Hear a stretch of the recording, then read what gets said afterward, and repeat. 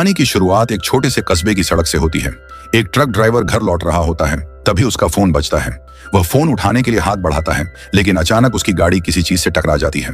वह तुरंत ब्रेक लगाकर नीचे उतरता है और देखता है कि उसकी गाड़ी से एक हिरण कुचलकर मर गया है। वह गाड़ी का अगला हिस्सा भी देखता है और पहले तो सोचता है कि शायद इस हादसे से कुछ पैसे वसूल लिए जाए, लेकिन फिर अपना इरादा बदल देता है और वहां से निकल जाता है।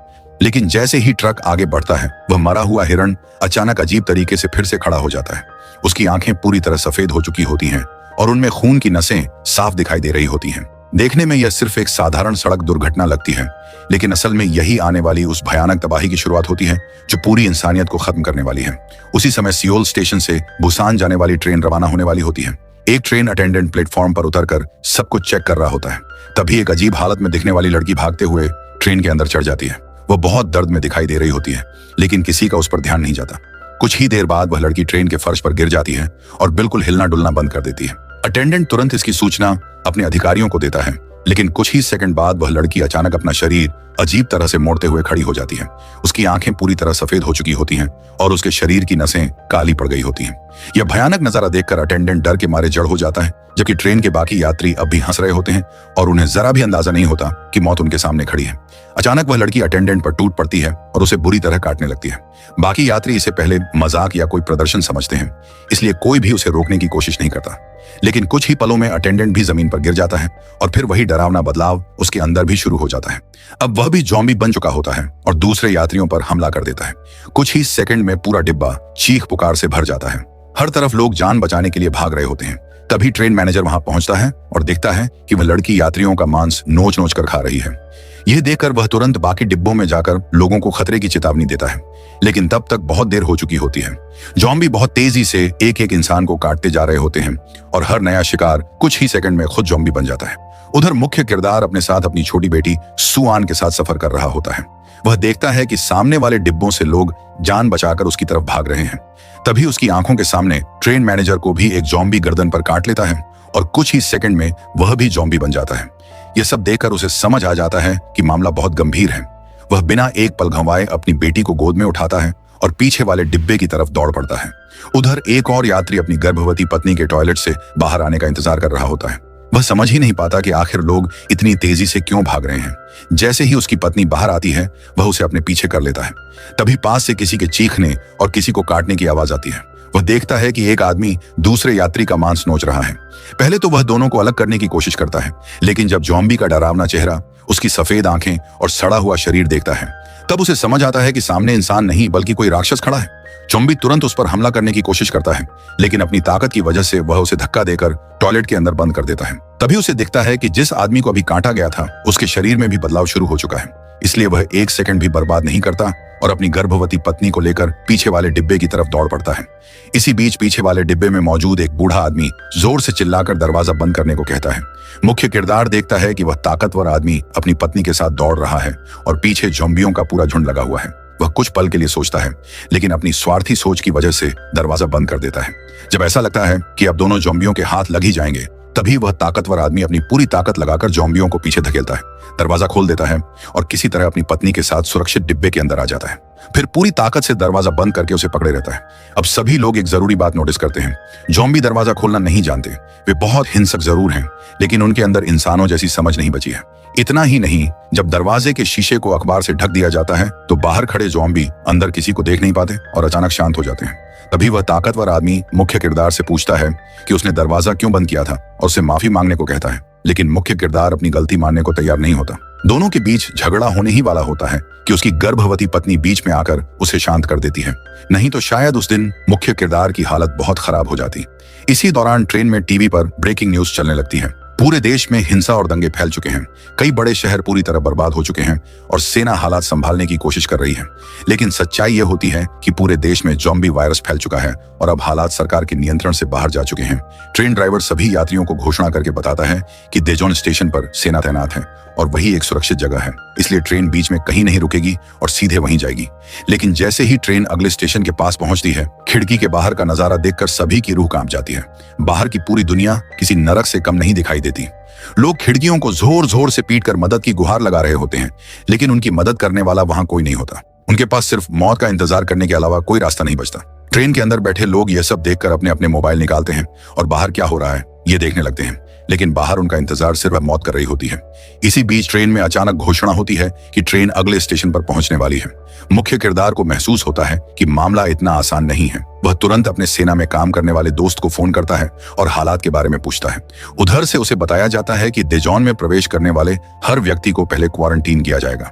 मुख्य किरदार समझ जाता है कि क्वारंटीन का मतलब लगभग मौत के बराबर है, इसलिए वह शेयर मार्केट की अंदरूनी जानकारी देने के बदले अपने दोस्त से एक विशेष रास्ते की व्यवस्था करवाता है, जहां कोई व्यक्ति आकर उसे और उसकी बेटी को सुरक्षित बाहर निकाल सके। कुछ देर बाद ट्रेन स्टेशन पर पहुंच जाती है, लेकिन हैरानी की बात यह होती है कि पूरा स्टेशन बिल्कुल सुनसान पड़ा होता है। वहां कहीं भी सेना का कोई जवान दिखाई नहीं देता। ऊपर से सब कुछ शांत लगता है, लेकिन इस सन्नाटे के पीछे एक बहुत बड़ा खतरा छिपा होता है। जैसे ही सभी लोग एस्केलेटर से बाहर निकलने लगते हैं, बाहर पहले से खड़े सेना की वर्दी पहने सैनिक अचानक उनकी तरफ मुड़ते हैं, लेकिन अगले ही पल सबको पता चलता है कि वे अब इंसान नहीं रहे बल्कि ज़ॉम्बी बन चुके हैं। वे मधुमक्खियों के झुंड की तरह लोगों के पीछे टूट पड़ते हैं। यह देखकर ताकतवर आदमी तुरंत होश में आता है और अपनी गर्भवती पत्नी को उठाकर बगल की सीढ़ियों की तरफ भागता है। बाकी सभी लोग भी जान बचाने के लिए वापस उसी रास्ते की ओर दौड़ने लगते हैं। दूसरी तरफ मुख्य किरदार भी खतरे को समझ जाता है। ज़ॉम्बियों का एक बड़ा झुंड चीखते हुए उसकी तरफ दौड़ रहा होता है, जबकि उसकी छोटी बेटी अभी भी डर के मारे वहीं खड़ी रहती है। तभी एक ज़ॉम्बी उस पर झपटने ही वाला होता है कि आखिरी समय पर ताकतवर आदमी पहुंचकर एक जबरदस्त वार से उसे दूर उड़ा देता है। फिर वह अपनी पत्नी से कहता है कि वह मुख्य किरदार की बेटी को लेकर पहले भाग जाए, जबकि वह खुद पीछे रहकर सबको बचाने की कोशिश करता है। उधर मुख्य किरदार भी पूरी ताकत से बाहर निकलने की कोशिश करता है, लेकिन अचानक एक ज़ॉम्बी उसे जमीन पर गिरा देता है और उसे काटने के लिए अपना बड़ा सा मुंह खोल देता है।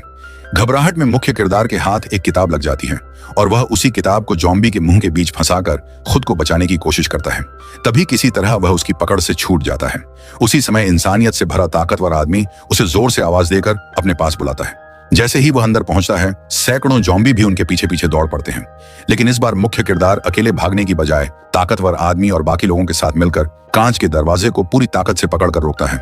दूसरी तरफ वही स्वार्थी बूढ़ा आदमी सिर्फ अपनी जान बचाने के लिए ट्रेन अटेंडेंट पर चिल्लाता है कि जल्दी से दरवाजा बंद कर दो। तभी एक महिला और उसकी बेटी अब भी पूरी जान लगाकर ट्रेन की तरफ भाग रही होती है। अचानक ज़ॉम्बियों का एक झुंड खिड़की तोड़कर ऐसे ट्रेन के ऊपर गिरता है जैसे किसी बर्तन में पकौड़े डाले जा रहे हों, जिससे वहां से भागना और भी मुश्किल हो जाता है। इसी बीच दयालु छात्रा एक बुजुर्ग महिला को सहारा देकर उठाती है। उन्हें नहीं पता होता कि अगला डिब्बा सुरक्षित है या नहीं, लेकिन सोचने का समय भी नहीं होता। वे तुरंत दरवाजा खोलकर अंदर छिप जाती हैं। जैसे ही दरवाजा बंद करने लगती हैं, तभी बाहर से एक हाथ अंदर आ जाता है। वह वही बेघर आदमी होता है। लड़की कुछ पल के लिए हिचकिचाती है, लेकिन फिर इंसानियत दिखाते हुए उसे भी अंदर आने देती है। दूसरी तरफ कांच का दरवाजा अब टूटने की कगार पर पहुंच चुका होता है।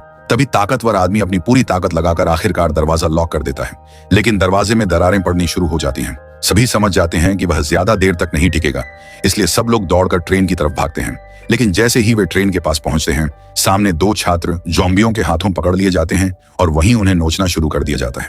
मुख्य किरदार तुरंत दूसरे छात्र का हाथ पकड़कर उसे ट्रेन में चढ़ा देता है, लेकिन ताकतवर आदमी अभी भी पीछे रह जाता है।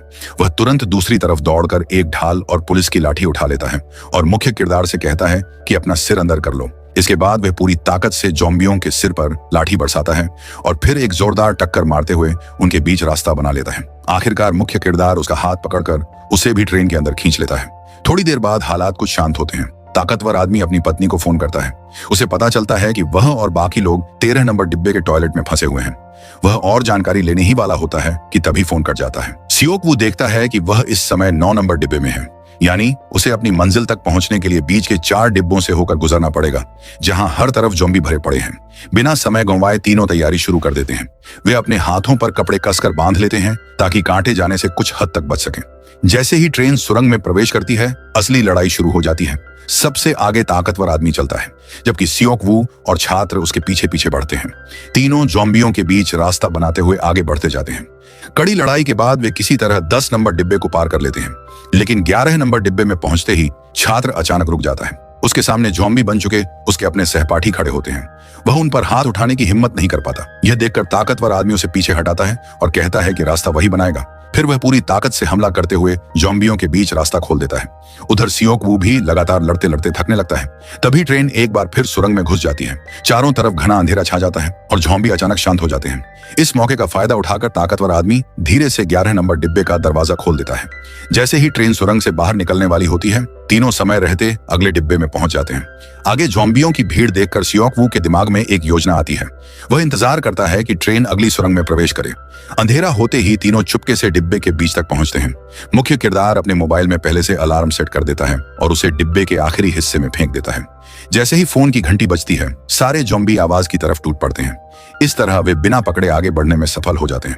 अब 15 नंबर डिब्बा ज्यादा दूर नहीं होता, लेकिन वहां ज़ॉम्बियों की संख्या पहले से कई गुना ज्यादा होती है। मुख्य किरदार देखता है कि ऊपर सामान रखने वाली रैक के सहारे आगे बढ़ा जा सकता है, इसलिए तीनों ऊपर चढ़कर धीरे धीरे आगे बढ़ने लगते हैं। वे लगभग 15 नंबर डिब्बे तक पहुंच ही जाते हैं कि तभी बेघर आदमी का संतुलन बिगड़ जाता है और वह नीचे गिर पड़ता है। उसी समय ट्रेन भी सुरंग से बाहर निकल आती है। सियोक वू और बेघर आदमी तुरंत दौड़ने लगते हैं, लेकिन भागते समय उसके पैर से एक खाली कैन टकरा जाती है। आवाज सुनते ही सारे ज़ॉम्बियों का ध्यान उनकी तरफ चला जाता है। दोनों बिना पीछे देखे पूरी ताकत से सुरक्षित डिब्बे की ओर भागते हैं। जैसे ही वे अंदर पहुंचते हैं, ताकतवर आदमी तुरंत दरवाजा बंद कर देता है, लेकिन बदकिस्मती से एक ज़ॉम्बी का सिर दरवाजे में फंस जाता है। वह पूरी ताकत से दरवाजे को पकड़े रहता है, लेकिन ज्यादा देर तक ऐसा कर पाना संभव नहीं होता। इसी बीच बाकी लोग 15 नंबर डिब्बे का दरवाजा खोलने की कोशिश करते हैं, लेकिन वह खुलता ही नहीं, क्योंकि अंदर बैठे स्वार्थी लोगों ने कपड़ों से दरवाजे को कसकर बांध रखा होता है। अब सब समझ नहीं पा रहे थे कि आगे क्या करें। क्या सचमुच उनकी मौत यहीं तय हो चुकी है? इसी बीच छात्र अंदर मौजूद लोगों को फोन करके दरवाजा खोलने की गुहार लगाता है, लेकिन जिस ट्रेन अटेंडेंट में थोड़ी बहुत इंसानियत बची थी, वह भी उस स्वार्थी बूढ़े के साथ मिल चुका होता है। वह लड़की का मुंह दबाकर उसे चुप करा देता है। बाहर लोग 15 नंबर डिब्बे का दरवाजा लगातार पीटते रहते हैं, लेकिन अंदर बैठे लोगों के दिल में जरा भी इंसानियत नहीं बची होती। उन्हें बाहर फंसे लोगों की जिंदगी या मौत से कोई मतलब नहीं होता। उधर ताकतवर आदमी पूरी ताकत से दरवाजा पकड़े रहता है, लेकिन अब उसकी ताकत जवाब देने लगती है। यह देखकर सियोक वू भी उसकी मदद के लिए दौड़ पड़ता है और बेसबॉल बैट से ज़ॉम्बियों पर लगातार वार करने लगता है, लेकिन इसका भी कोई खास असर नहीं पड़ता। तभी संघर्ष करते करते ताकतवर आदमी को एक ज़ॉम्बी काट लेता है। इसके बावजूद वह हार नहीं मानता और आखिरी सांस तक दरवाजे को पकड़े रहता है। दूसरी तरफ छात्र पूरी ताकत से बेसबॉल बैट से दरवाजा पीटता रहता है और आखिरकार दरवाजा टूट जाता है। उस पल यह साफ हो जाता है कि ज़ॉम्बियों से भी ज्यादा डरावने इंसान हो सकते हैं। जैसे ही वह स्वार्थी बूढ़ा फिर से दरवाजा बंद करने की कोशिश करता है, छात्र अपना हाथ दरवाजे के बीच फंसा देता है। तभी बुजुर्ग महिला देखती है कि उसकी साथी अब भी बाहर फंसी हुई है। वह तुरंत उठकर उन लोगों को रोकने दौड़ती है जो दरवाजा बंद कर रहे होते हैं। उसी समय छोटी बच्ची डर के मारे रोने लगती है और कांच के दरवाजे में भी दरारें पड़ने लगती हैं। ताकतवर आदमी की पत्नी अपने पति को देखती है और समझ जाती है कि अब क्या होने वाला है। वह अपने पति की आंखों में सब कुछ पढ़ लेती है। ताकतवर आदमी सियोक वू से कहता है कि वह उसकी पत्नी का ख्याल रखे और उसे सुरक्षित लेकर चला जाए। मुख्य किरदार उसे छोड़ना नहीं चाहता, लेकिन मजबूर हो जाता है। जाते जाते ताकतवर आदमी अपनी पत्नी से कहता है कि पेट में पल रहे बच्चे का ध्यान रखना और जब वह जन्म ले तो उसका नाम मां डोंग सोक रखना। अचानक कांच का दरवाजा टूट जाता है। ताकतवर आदमी अकेला ही पूरे ज़ॉम्बियों के झुंड को रोकने की कोशिश करता है, लेकिन आखिरकार वह भी अपनी किस्मत नहीं बदल पाता और ज़ॉम्बियों का शिकार बन जाता है। उसी पल उसकी ताकत जवाब दे देती है और वह नीचे गिर पड़ता है। दूसरी तरफ का दरवाजा भी खुल जाता है। अपनी साथी को खो चुकी बुजुर्ग महिला अब जीना नहीं चाहती। वह उन स्वार्थी लोगों के साथ एक पल भी नहीं रहना चाहती। वह अपनी साथी की तरफ मुस्कुराकर आखिरी विदाई देती है। यह सब देखकर सियोक वू का गुस्सा फूट पड़ता है और वह उस बूढ़े पर हमला करने के लिए आगे बढ़ता है, लेकिन वह स्वार्थी बूढ़ा अब भी अपनी चालें चलना बंद नहीं करता। वह बाकी लोगों को भड़काने लगता है कि मुख्य किरदार और उसके साथी वायरस से संक्रमित हैं। हैरानी की बात यह होती है कि वहां मौजूद लोग उसकी बात पर विश्वास भी कर लेते हैं और मुख्य किरदार उसके साथियों को धक्का देकर अलग कर देते हैं। मुख्य किरदार अब बहस करने की ताकत भी खो चुका होता है। उसे महसूस होता है कि ऐसे निर्दयी इंसानों के साथ रहना ज़ॉम्बियों के बीच रहने से भी ज्यादा खतरनाक है। वे लोग फिर से दरवाजा बंद कर देते हैं और तय कर लेते हैं कि अब सियोक वू और उसके साथी उनसे दूर ही रहेंगे। तभी वह बुजुर्ग महिला उन सबके असली चेहरे देखती है और अपनी साथी की मौत को याद करती है। अचानक वह एक फैसला करती है और खुद जाकर 15 नंबर डिब्बे का दरवाजा खोल देती है। जब तक वह स्वार्थी बूढ़ा कुछ समझ पाता, तब तक बहुत देर हो चुकी होती है।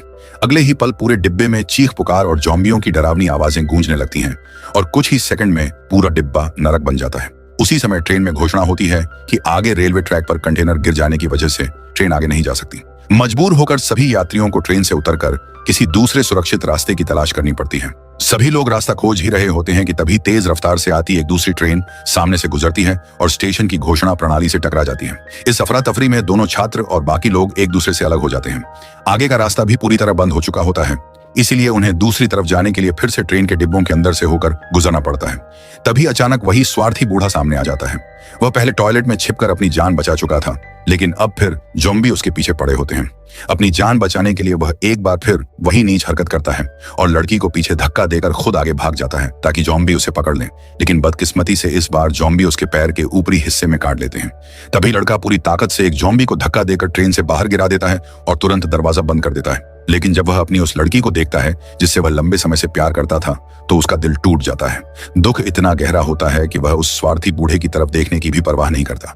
कुछ ही पलों में वह लड़की भी ज़ॉम्बी में बदल जाती है। लड़का भी अब जीने की इच्छा छोड़ देता है और आखिरकार दोनों एक साथ अपनी जान गंवा देते हैं। उधर सियोंग-वू की बेटी अपने बेहोश पड़े पिता को रो रो कर आवाज देती रहती है।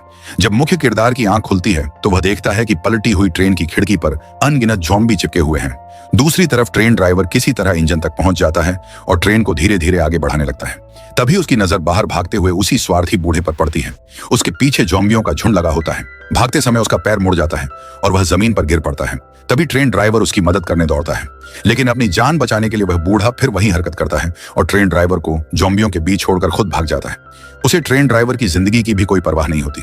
इधर पलटी हुई ट्रेन किसी भी समय गिर सकती होती है। सियोंग-वू सबसे पहले डिब्बों के बीच बनी संकरी जगह से निकलने की कोशिश करता है, लेकिन कुछ ही सेकंड में टूटी हुई लोहे की चादर उसका रास्ता रोक देती है। उसी समय ट्रेन की खिड़कियां एक एक करके टूटने लगती हैं और ज़ॉम्बी अंदर गिरने लगते हैं। तभी इंसानियत से भरा बेघर आदमी खुद आगे बढ़कर ज़ॉम्बियों को रोक लेता है ताकि बाकी लोग भाग सकें। मुख्य किरदार पूरी ताकत लगाकर आखिरकार बाहर निकलने का रास्ता बना देता है। बेघर आदमी उन्हें जल्दी भागने का इशारा करता है और खुद वहीं रुक जाता है। आखिरकार वह भी अपनी जान कुर्बान कर देता है। बाहर निकलने के बाद सियोंग-वू, उसकी बेटी और गर्भवती महिला पूरी ताकत से चलती हुई ट्रेन की तरफ दौड़ते हैं। उनके पीछे हजारों ज़ॉम्बी दौड़ रहे होते हैं। आखिरी पल में तीनों ट्रेन पर चढ़ने में सफल हो जाते हैं, लेकिन हजारों ज़ॉम्बी ट्रेन के पिछले हिस्से को पकड़ लेते हैं। एक ज़ॉम्बी दूसरे को पकड़ता है, दूसरा तीसरे को, और देखते ही देखते उनके शरीरों का एक विशाल ढेर बन जाता है। ट्रेन की रफ्तार भी कम होने लगती है। ये देखकर मुख्य किरदार पूरी ताकत से ट्रेन के कंट्रोल का इस्तेमाल करता है और लगातार कोशिश करता रहता है। आखिरकार ज़ॉम्बियों की पकड़ छूट जाती है और वे ट्रेन से अलग होकर पीछे गिर जाते हैं। सबको लगता है कि अब वे सुरक्षित हैं, लेकिन जैसे ही वे अगला दरवाजा खोलते हैं, सामने वही स्वार्थी बूढ़ा दिखाई देता है जो अब खुद ज़ॉम्बी बन चुका होता है। उसके अंदर अभी भी थोड़ी सी चेतना बाकी होती है। वह धीरे धीरे मुख्य किरदार की तरफ बढ़ता है। मुख्य किरदार के दिल में उसके लिए बेहिसाब नफरत होती है, लेकिन तभी वह बूढ़ा पूरी तरह ज़ॉम्बी में बदल जाता है और अचानक सियोंग-वू पर हमला करके उसे जमीन पर गिरा देता है। सियोंग-वू की बेटी रोते हुए चिल्लाती है कि उसके पापा को कुछ मत करो। ताकतवर आदमी की पत्नी उसकी मदद करने के लिए आगे बढ़ती है, लेकिन ज़ॉम्बी उसका ध्यान अपनी तरफ खींच लेता है। मुख्य किरदार उसे बचाने के लिए आगे आता है, लेकिन उसी दौरान ज़ॉम्बी उसके हाथ पर भी काट लेता है। सियोंग-वू तुरंत एक लोहे की चेन उठाकर उसे अपनी कमर से बांध लेता है, फिर पूरी ताकत लगाकर उस ज़ॉम्बी बूढ़े को ट्रेन से नीचे गिरा देता है। लेकिन जब वह अपने हाथ पर पड़े काटने के निशान को देखता है तो उसे समझ आ जाता है कि अब उसके पास ज्यादा समय नहीं बचा है। इसके बाद वह गर्भवती महिला और अपनी बेटी को ट्रेन रोकने का तरीका समझाता है। उसकी आंखों से आंसू निकल आते हैं। वह अपनी बेटी से बिछड़ना नहीं चाहता, लेकिन उसके पास कोई दूसरा रास्ता भी नहीं होता। वह अपनी बेटी को आखिरी बार प्यार से समझाता है। जैसे जैसे वायरस उसके शरीर पर हावी होने लगता है, उसके सामने अपनी बेटी के जन्म की यादें ताजा होने लगती हैं और आखिरकार पूरी तरह ज़ॉम्बी बनने से पहले वह खुद चलती ट्रेन से छलांग लगा देता है। उसकी बेटी जोर जोर से रोते हुए अपने पिता को पुकारती रहती है, लेकिन अब सब कुछ खत्म हो चुका होता है। कुछ देर बाद ट्रेन सुरंग के बाहर रुक जाती है।